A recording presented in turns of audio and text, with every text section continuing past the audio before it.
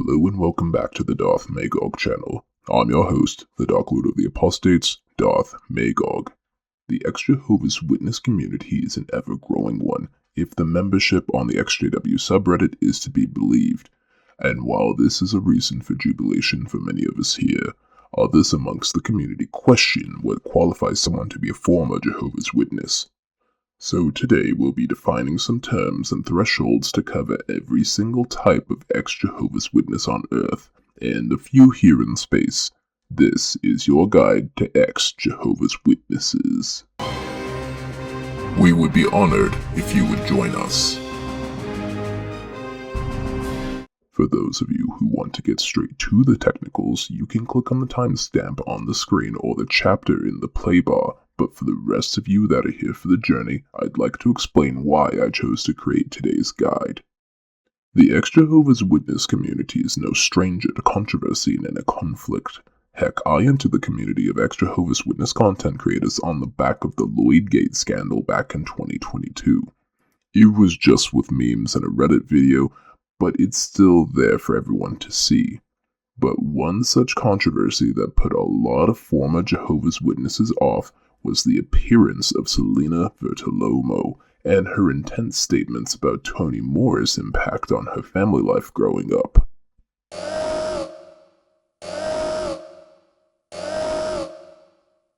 I think he needs to talk to me. He's responsible for the stalking and torture of myself, my sisters, and my mother. And I came down here to Lumberton, North Carolina to tell him my goddamn self, sir, that his ass is grass and I'm the mower. Needless to say, this is a very provocative statement. As such, reactions varied from supportive to skeptical to outright hostile, depending on who you asked and spoke with. Granted, the Deadpool of ex-Jehovah's Witnesses doesn't make content anymore, but her brief viral appearance left an impression on the ex-Jehovah's Witness community as a whole. She also raised a number of questions, like, was this why Toni Morris was no longer on the governing body? Was she right to come to his place of worship for a fight? But the most baffling question I heard was, is she really an ex-Jehovah's Witness? If I recall correctly, the allegations through the discourse was that Selena in fact was not one of Jehovah's Witnesses, and she had lied for clout. I think the way it all shook out is that she was raised in the Jehovah's Witness religion, but never got formally baptized. I'd have to do more research to find the interview, and if I do, I'll leave it in the description box down below. Fair warning, the interview isn't for the faint of heart, and Vertolomo brings a lot of, let's say, interesting hypotheses about the Watchtower organization. And frankly, I don't intend to analyze or discuss any of them, even 2 years removed from the discourse. Instead, we're going to determine what makes a person an ex-Jehovah's Witness and why they deserve to claim the title if they want to. Nothing more, nothing less. We begin by outlining who Jehovah's Witnesses are and what makes them one. I open my eyes to the bluest sky. Jehovah's Witnesses are a new Christian-centric religious group. Much like mainstream Christianity, they believe in Jesus, the Abrahamic God of the Bible, and use the Bible itself as the primary doctrine in their theology. They meet together in their own places of worship several times a week to learn and share their faith with one another. The Witnesses, however, aren't simply another Christian church. For starters, while their belief in God, heaven, and the Bible are pretty similar to most other Christian denominations in the broad strokes, the finer details are different. For example, while they believe in the God of the Bible, they don't call him Father God. They use a rough translation of his Hebrew name, Yahweh, affectionately calling him Jehovah instead. They also don't believe in the Trinity nor a burning hell as an afterlife. Additionally, they require more worship than most other religions, as they meet for 2 to 3 religious services a week, require their members to preach their theology door to door, and gather together in large festivals and conventions to learn about and share their faith. Jehovah's Witnesses also forbid their members from a number of things that other faiths permit.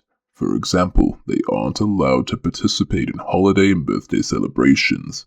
They don't accept blood transfusions, don't usually seek higher education, don't vote, salute flags, or join the military. They can't date or marry outside of the religion for the most part, nor can they divorce under most circumstances.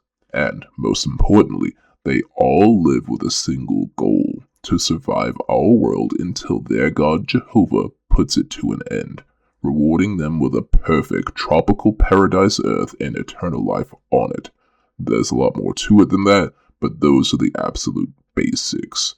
Jehovah's Witnesses who study and accept the doctrine join the religion via public water baptism at their large religious festivals that they call conventions. This adds them to the formal count of Jehovah's Witnesses worldwide, and to the witnesses, saves them from destruction at the end of the world by Jehovah God's hands. Jehovah's Witnesses, being a massive religious minority, maintain a very tight social culture. The group is very insular and selective with their social interaction, choosing to limit their personal relationships primarily to other members of the religion. Due to this insular nature of the group, leaving the Jehovah's Witnesses under any circumstances but select ones often results in ostracization from the group. For further information on these phenomena, see our guide to disfellowshipping titled How Jehovah's Witnesses Treat Former Members in the upper right-hand corner of the screen. That's most of what you need to know about Jehovah's Witnesses and their culture to understand the guide. Next up, we'll define some terms that you'll need to know for the remainder of the video. Again, feel free to use the chapters below when you need a reference during your own research or in a discussion. I open my eyes to the bluest sky. There are a few terms and phrases that I want to define here. I'll reference them throughout the video without further explanation, so I'll sort them out here. Our first acronym is PME. It stands for physically in, mentally in, and this refers to Jehovah's Witnesses that both believe the Jehovah's Witness theology and are active participants in Jehovah's Witness religious gatherings. Our second acronym is PMO. This stands for physically in, mentally out, meaning while they are still outwardly performing Jehovah's Witness religious practices, they no longer believe in the theology and don't find the doctrine accurate. Moving on, we'll address POME. You are probably detecting a pattern here, but this is a Jehovah's Witness that's physically out and mentally in, meaning they certainly hold Jehovah's Witness beliefs but don't participate in the religious practices nor attend Jehovah's Witness services. The rarest of these acronyms is POMO, physically out, mentally out. That means that this individual no longer attends Jehovah's Witness religious services, nor do they hold Jehovah's Witness beliefs any longer. Finally, our last acronym for today is PMQ, aka physically in, mentally questioning. This individual hasn't decided if they believe Jehovah's Witness doctrine or theology fully, but they're still attending Jehovah's Witness religious services and participate in the rituals. Baptized refers to a Jehovah's Witness who has undergone the Jehovah's Witness ritual of baptism, which consists of swearing an oath and then being dunked underwater to symbolize the devotion to the God Jehovah. The inverse is unbaptized, meaning that the individual hasn't made the pledge. They still otherwise are active parts of the Jehovah's Witness community. The Kingdom Hall is the Jehovah's Witness place of worship. This is where congregations or groups of Jehovah's Witnesses gather to practice their faith. And finally, the Watchtower. The Watchtower has a twofold definition. One part is the publishing company, the Watchtower Bible and Tract Society, the parent company of Jehovah's Witnesses that creates their doctrine, and the Watchtower magazine is the flagship periodical of the Watchtower Society itself. That should cover the terms. Now let's meet the various types of ex-Jehovah's Witnesses that you'll run into. I open my eyes to the bluest sky. The baptized ex-Jehovah's Witness is just that, a Jehovah's Witness that's in the past undergone the ritual of water baptism and were at some point a part of the Jehovah's Witness community after said baptism, attending meetings at the Kingdom Hall and preaching their teachings, but now no longer identifies as such. There are a few more subcategories as follows. The baptized PMO is still at the Kingdom Hall performing all the basic tenets of the religion while secretly begrudging it. They have their reasons for not walking away or being genuine in their beliefs. The reasons are always unique to the individual, but most commonly I find that this person fears being removed from the religion. That's because in Jehovah's Witness culture, if you are removed from the religion, you lose your Jehovah's Witness support network. Culturally, Jehovah's Witnesses aren't permitted to form strong bonds with non-Jehovah's Witnesses, so leaving the group can easily result in total social isolation, something that's demonstrably bad for your health. A baptized POMO is a Jehovah's Witness that's given up both the beliefs and the ritual of the religion. They don't attend conventions or Kingdom Hall meetings and certainly don't believe the doctrine. You become a POMO witness one of three ways. The first is being removed from the congregation, also called disfellowshipping, meaning you've broken the rules of the religion and they've forcibly removed you from the faith. This also has a side effect of eliminating your social standing and support network amongst your believing family and friends, as they'll largely be forbidden from interacting with you at all, lest they suffer the same fate. A POMO witness can also be disassociated, meaning that instead of having been removed, they chose to resign from the religion on their own terms by formally letting the congregation know. The social consequences are the same as disfellowshipping, but the POMO witness in this case at least had the satisfaction of knowing they pulled the trigger. There's also a faded POMO witness.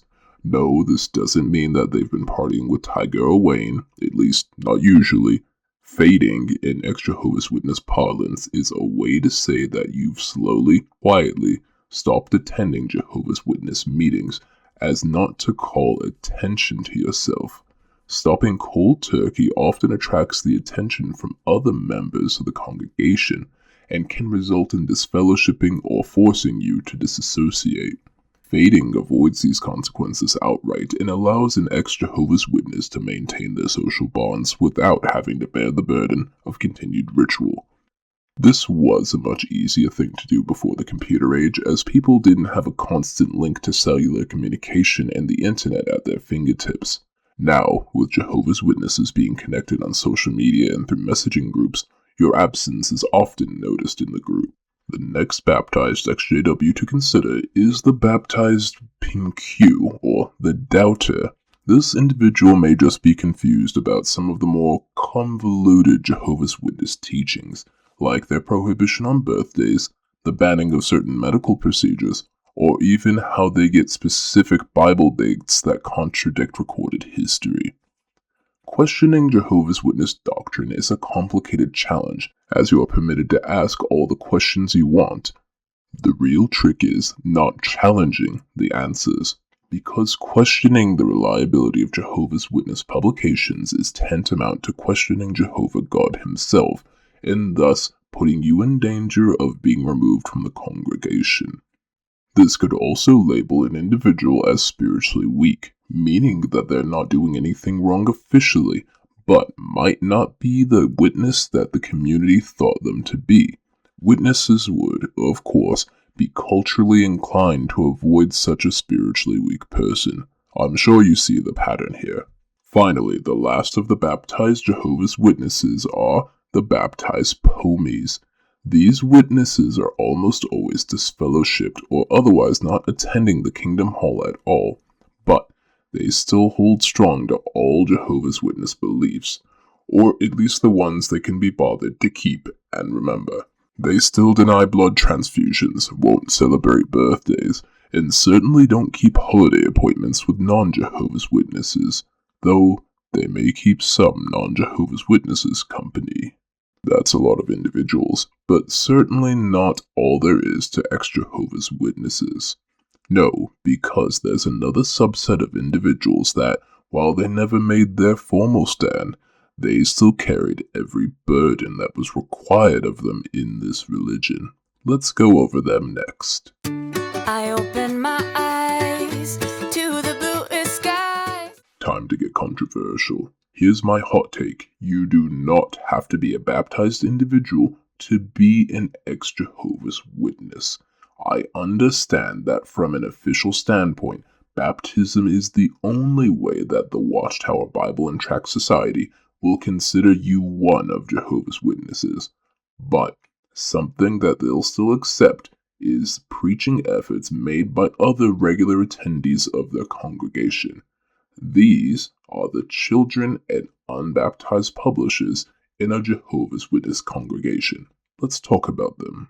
Starting with the unbaptized publisher. An unbaptized publisher is like the equivalent of a Jedi Padawan from Star Wars. They know Jehovah's Witness doctrine, they practice the theology, and for all intents and purposes are well on their way to becoming one of Jehovah's Witnesses. These unbaptized publishers may be converts coming in off the street, but are most often children of Jehovah's Witnesses being encouraged to commit to the religion via baptism in a process known as positive peer pressure by Jehovah's Witnesses. This is when they start to learn the deeper truths of the religion, such as the 1914 teaching, the faithful and discreet slave, and the teachings around the siege of Jerusalem.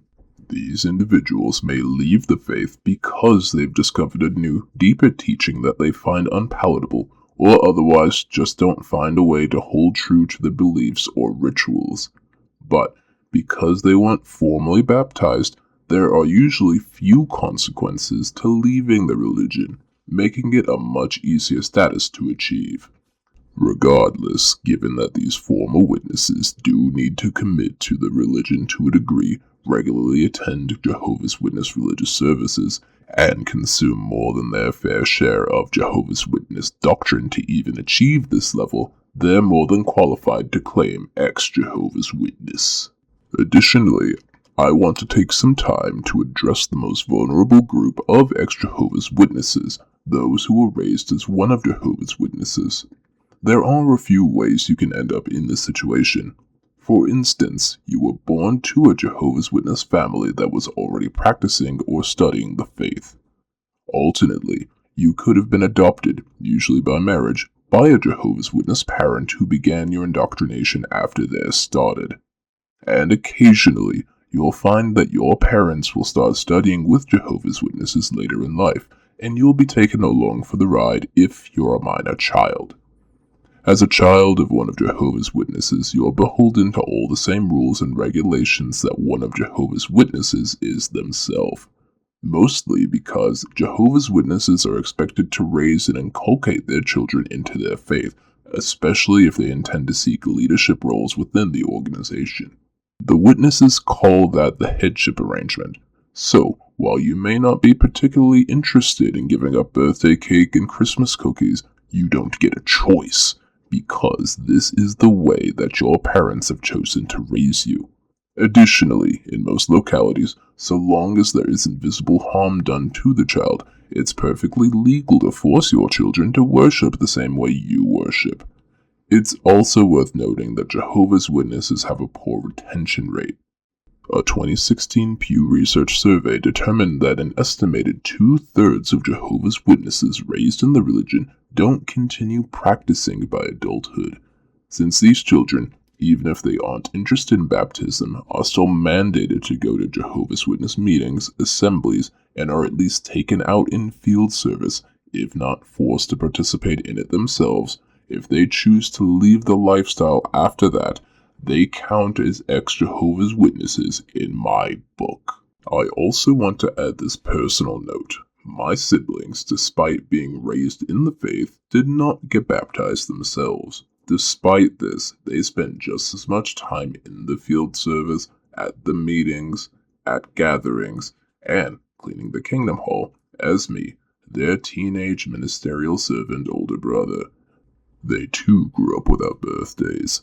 They too never saw a Christmas gift until they were adults. They too missed out on boyfriends and girlfriends and even platonic friends. They were in just as much danger of losing their lives if they had a medical condition that required blood, and every other condition I suffered under as one of Jehovah's Witnesses, all without a word of consent from them. So, I say again, I don't think baptism is the only measure of what makes someone an ex-Jehovah's Witness. Because if my siblings aren't real ex-Jehovah's Witnesses, just because they didn't make it into the pool like I did, then I'll take the title out of my intro music because I don't want it. I open my eyes to the bluest sky. Now, funnily enough, there's a special class of ex-Jehovah's Witnesses that's really easy to join. This is the class of enemies, the class of liars, the class of the mentally diseased. We're taking revenge, we're poking holes in the publication, and we're speaking out. The Dark Lords of the Apostates. Yes, nothing scares a Jehovah's Witness like an apostate. Apostates are former Jehovah's Witnesses, baptized or unbaptized, born in or convert, male, female, or that technicolor rainbow in between. The specifics don't matter. What makes an apostate is deserting the worship of Jehovah God through the Christian congregation of Jehovah's Witnesses, and rebelling against the Watchtower Bible and Tract Society by second-guessing the doctrine. Basically, speaking out against Jehovah's Witnesses either privately in a small setting, like to another one of Jehovah's Witnesses, or publicly to a worldwide audience like your favorite ex-Jehovah's Witness content creators, marks you as an apostate. Of all ex-Jehovah's Witnesses, the apostates are the most hated, and I know this because I'm an apostate too. Yeah, I'm not sure which Jehovah's Witnesses are watching this and still commenting, but you're commenting on apostate material, which is a big no-no according to your governing body buddies. But don't worry, my fellow apostate lords will apparently be killed in no time flat. Assuming the article "Beware of Apostates" is remotely true, which it probably isn't, but if it is, then that means Jehovah God, the God of the Watchtower, is going out of his way to kill us specifically. Just like we were demons, tyrannical governments, lying politicians, or the devil himself. Yes, really. Because disagreeing with Jehovah's Witness teachings is tantamount to treason in this religion. I open my eyes to the bluest sky. But what you may not fathom is why Jehovah's Witnesses leave in the first place. While everyone has their own individual reasons for wanting to leave the religion of their youth, I've found the most common ones. Number 1. Disagreement with the teachings. This is usually doctrinal disagreements, such as what God's actual Romanized name is, whether or not the Trinity is valid, and who's your mediator between yourself and God. Number 2. The inability to abide by Watchtower policy. This is usually behavioral issues that don't technically get you kicked out, but might paint you as someone who isn't a very good witness. Things like growing your hair too long as a young man, attempting to teach on the platform as a woman, or even failing to turn in your record of preaching activity. And last but not least, Jehovah's Witnesses who break the rules are typically either forced to leave or otherwise removed. This can be as serious as committing a crime like larceny or assault, but can also be as benign as explaining Christianity in a non-Watchtower approved way, having a consensual intimate relationship with a consenting adult, or even actively attending a party with non-Jehovah's Witnesses. The vice grip of control that Jehovah's Witnesses assert over their members isn't unique to them as a high-control religious group, but the commonality doesn't make it any less damaging, thus leading many to make their exit. But what's left after you've walked away from the falling Watchtower? Well, believe it or not, I am not your father, but as a friend, I want to make a few suggestions. I open my eyes to the bluest sky. I think a universal thing to do is seek out a little mental help, processing any traumas, developing new healthy coping mechanisms, and finding a way to build an identity outside of a high-control religion like Jehovah's Witnesses are all processes better undertaken with support, especially if your group has taken your support from you, like Jehovah's Witnesses. Insight Psychological's article, cult and high control organization Recovery recommends that you get help from a cult-informed therapist at the earliest opportunity. That's because the same article outlines natural consequences and signs of high control trauma. These signs and symptoms include a sense of loss, spontaneous crying, fear of evil spirits taking over your life, and alienation from friends and family being just a few among many. Again, I can't tell you what to do, I'm just a random space cyborg on the internet, but I'd say it's a good place to start. From there are a number of things that people will choose to do. One of them is building a new community. Jehovah's Witnesses as a whole won't interact with ex-Jehovah's Witnesses, so you'll need new support systems.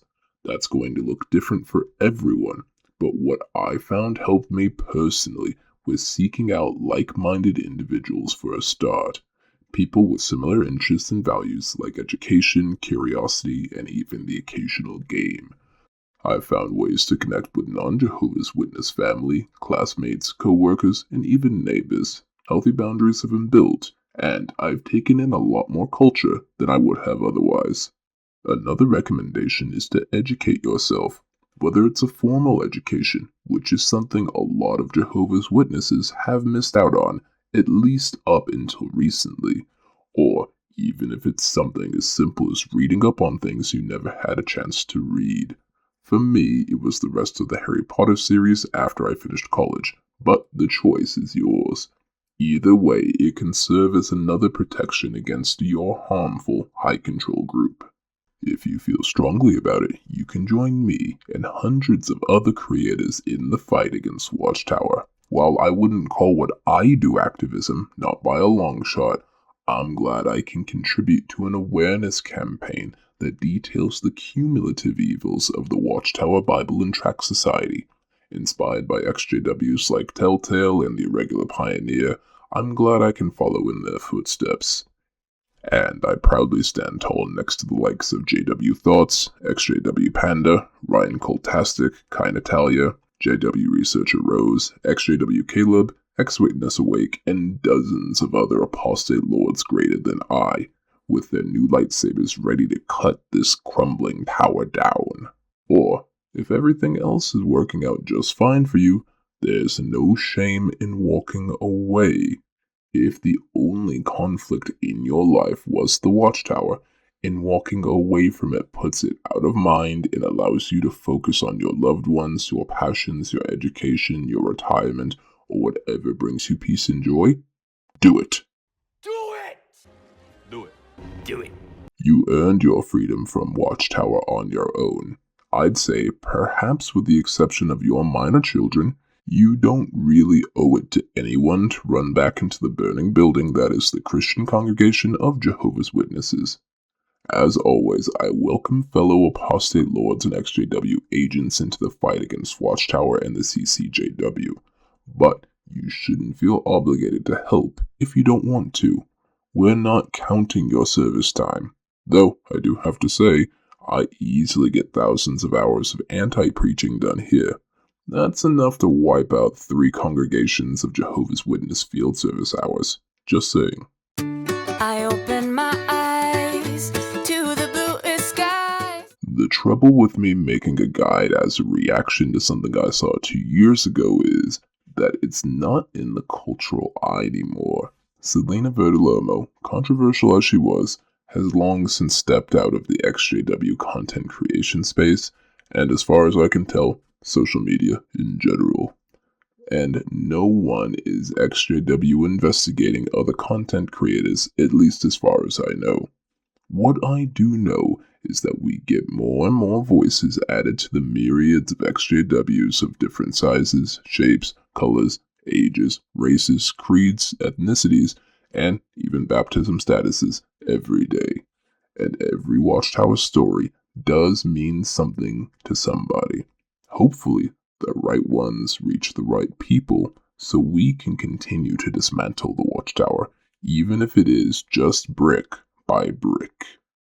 But those are just my thoughts, ExJW agents. What do you think? Did I identify every ex-Jehovah's Witness out there? Were there a few I missed? Or do you think I'm being too generous in conferring the title on the unbaptized? Whatever your thoughts may be, I look forward to reading them in the comments down below. And we would be honored if you would join us as a subscriber for future videos. Remember, agents, the elders may be watching you, but Darth Magog is watching the Watchtower.